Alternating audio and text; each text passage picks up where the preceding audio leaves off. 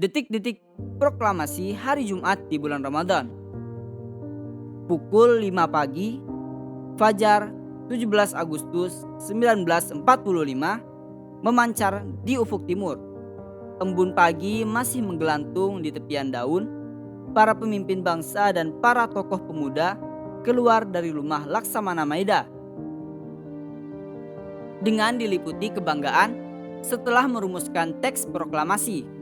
Hingga dini hari, mereka telah sepakat untuk memproklamasikan kemerdekaan bangsa Indonesia hari itu di Rumah Soekarno, Jalan Pegangsaan Timur nomor 56, Jakarta pada pukul 10 pagi.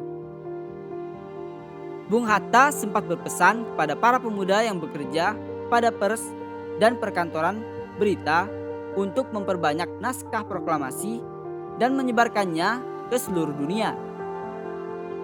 Menjelang pelaksanaan proklamasi kemerdekaan, suasana di Jalan Pegangsaan Timur nomor 56 cukup sibuk. Wakil Wali Kota Suwirjo memerintahkan kepada Mr. Wilopo untuk mempersiapkan peralatan yang diperlukan seperti mikrofon dan beberapa pengeras suara.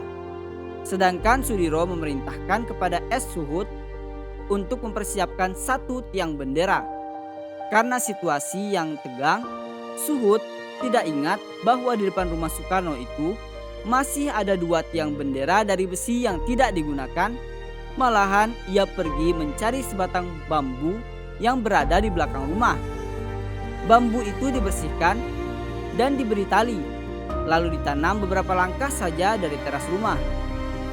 Bendera yang dijahit oleh Nyonya Fatmawati Soekarno sudah disiapkan. Bentuk dan ukuran bendera itu tidak standar karena kainnya berukuran tidak sempurna. Memang kain itu awalnya tidak disiapkan untuk bendera. Sementara itu, rakyat yang telah mengetahui akan dilaksanakan proklamasi kemerdekaan telah berkumpul. Rumah Soekarno telah dipadati oleh sejumlah pemuda dan rakyat yang berbaris teratur. Beberapa orang tampak gelisah, khawatir akan adanya pengacauan dari pihak Jepang. Matahari semakin tinggi, proklamasi belum juga dimulai. Waktu itu, Bung Karno terserang sakit. Malamnya panas, dingin terus-menerus, dan baru tidur setelah selesai merumuskan teks proklamasi. Para undangan telah banyak berdatangan. Rakyat yang telah menunggu sejak pagi mulai tidak sabar lagi. Mereka yang diliputi suasana tegang berkeinginan keras agar proklamasi segera dilakukan. Para pemuda yang tidak sabar mulai mendesak Bung Karno untuk segera membacakan teks proklamasi. Namun Bung Karno tidak mau membacakan teks proklamasi tanpa kehadiran Muhammad Hatta. 5 menit sebelum acara dimulai, Bung Hatta datang dengan pakaian putih-putih dan langsung menuju kamar Bung Karno.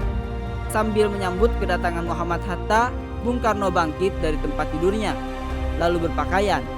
Ia juga mengenakan setelan putih-putih, kemudian keduanya menuju tempat upacara. Upacara itu berlangsung sederhana saja, tanpa protokol. Latif Hendraningrat, salah seorang anggota PETA, segera memberikan aba-aba kepada seluruh barisan pemuda yang telah menunggu sejak pagi untuk berdiri. Serentak semua berdiri tegak dengan sikap sempurna. Latif kemudian mempersilahkan Bung Karno dan Bung Hatta maju beberapa langkah mendekati mikrofon. Dengan suara mantap dan jelas, Bung Karno pun mengucapkan pidato pendahuluan singkat sebelum membacakan teks proklamasi. Setelah berpidato panjang, akhirnya Bung Karno membacakan teks proklamasi kemerdekaan.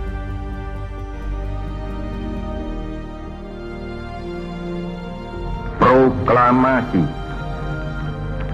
Kami, bangsa Indonesia, dengan ini menyatakan kemerdekaan Indonesia. Hal-hal yang mengenai pemindahan kekuasaan dan lain-lain diselenggarakan dengan cara saksama dan dalam tempo yang sesingkat-singkatnya. Jakarta, 17 Agustus 1945, atas nama bangsa Indonesia, Soekarno-Hatta.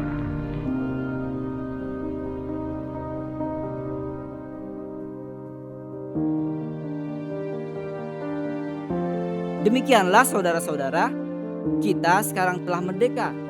Tidak ada satu ikatan lagi yang mengikat tanah air kita dan bangsa kita. Mulai saat ini, kita menyusun negara kita. Negara merdeka, negara Republik Indonesia merdeka, kekal dan abadi. Insya Allah. Tuhan memberkati kemerdekaan kita itu. Acara dilanjutkan dengan pengibaran bendera merah putih. Soekarno dan Hatta maju beberapa langkah menuruni tangga terakhir dari serambi muka, lebih kurang 2 meter di depan tiang. Ketika SK Trimurti diminta maju untuk mengibarkan bendera, dia menolak. Lebih baik seorang prajurit, katanya. Tanpa ada yang menyuruh, Latif Hendraningrat yang berseragam peta berwarna hijau dekil maju dekat tiang bendera. Es Suhud mengambil bendera dari atas baki yang telah disediakan dan mengikatnya pada tali dibantu oleh Latif Hendraningrat.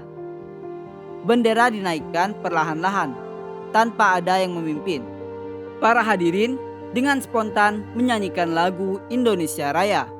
Bendera dikerek dengan lambat sekali untuk menyesuaikan dengan irama lagu Indonesia Raya yang cukup panjang. Seusai pengibaran bendera, dilanjutkan dengan pidato sambutan dari Wali Kota Suwirjo dan Dr. Muardi. Selesai upacara itu, rakyat masih belum mau beranjak. Beberapa anggota barisan pelopor masih duduk-duduk bergerombol di depan kamar Bung Karno. Tidak lama setelah Bung Hatta pulang, datang 3 orang pembesar Jepang. Mereka diperintahkan menunggu di ruang belakang. Tanpa diberi kursi, Sudiro sudah dapat menerka untuk apa mereka datang. Para anggota barisan pelopor mulai mengepungnya. Bung Karno sudah memakai piyama ketika Sudiro masuk, sehingga terpaksa berpakaian lagi. Kemudian terjadi dialog antara utusan Jepang dengan Bung Karno. Kami diutus oleh Gunseikan Kakak datang kemari untuk melarang Soekarno mengucapkan proklamasi, kata mereka. Proklamasi sudah saya ucapkan, jawab Bung Karno dengan tenang. Sudahkah? Tanya utusan Jepang keheranan. Iya, sudah, jawab Bung Karno. Di sekeliling utusan Jepang itu, mata para pemuda melotot dan tangan mereka sudah diletakkan di atas golok masing-masing. Melihat kondisi seperti itu, orang-orang Jepang itu pun segera pamit. Sementara itu, Latif Hendraningrat tercenung memikirkan kelalaiannya. Karena dicekam suasana tegang, ia lupa menelpon Sutarto dari PFN untuk mendokumentasikan peristiwa itu. Untung ada Franz Mendur dari IPP HOS yang plat filmnya tinggal 3 lembar. Sehingga dari seluruh peristiwa bersejarah itu, dokumentasinya hanya ada 3, yakni sewaktu Bung Karno membacakan teks proklamasi, pada saat pengibaran bendera, dan sebagian foto hadirin yang menyaksikan peristiwa itu. Peristiwa besar bersejarah yang telah mengubah jalan sejarah bangsa Indonesia itu berlangsung hanya 1 jam dengan penuh kehikmatan. Sekalipun sangat sederhana, namun ia telah membawa perubahan yang luar biasa dalam perjalanan sejarah bangsa Indonesia. Gema lonceng kemerdekaan terdengar di seluruh pelosok Nusantara. Para pemuda, mahasiswa, serta pegawai-pegawai bangsa Indonesia pada jawatan-jawatan perhubungan yang penting giat bekerja membiarkan isi proklamasi itu ke seluruh pelosok negeri. Para wartawan Indonesia yang bekerja pada kantor berita Jepang, Domei, sekalipun telah disegel oleh pemerintah Jepang, mereka berusaha menyebarkan gema proklamasi itu ke seluruh dunia. Gimana kisahnya teman-teman? Sungguh menggugah hati kita kan? Kita sebagai putra bangsa juga harus tetap menjuang, sebab perjuangan bangsa Indonesia tidak akan berhenti sampai di situ saja. Meskipun kita sudah merdeka dari para penjajah, akan tetapi kita tidak boleh hanya bersantai dan menganggap kisah tadi hanyalah sebagai angin lalu. Sebagai bentuk rasa syukur kita harus tetap berjuang dengan cara lebih giat lagi belajar dan menggapai cita-cita setinggi mungkin.